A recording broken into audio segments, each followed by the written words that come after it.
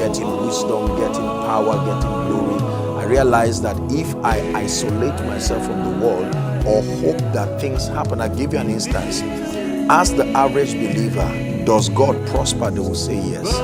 And you ask them, how do you think God is going to prosper you? Usually they will say, somebody is going to stand up somewhere. God will seize his peace because I am an anointed person and God will not leave me begging. Now you see, it's a very narrow-minded thinking, because now that person is not a creator, it's parasitic thinking. You see, there's a difference between favor and being parasitic.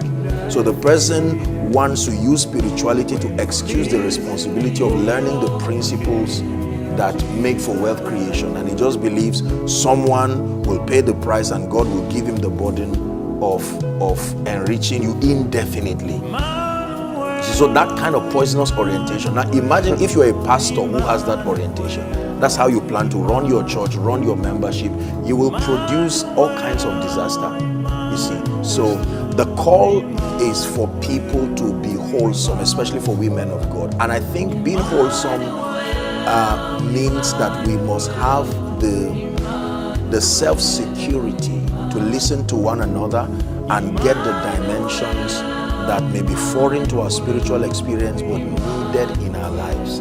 The refusal to respect the unique distribution of God's grace across one another and listening for where I can learn from you that may not be captured in my experience. You see, so the imbalances come sometimes because of pride.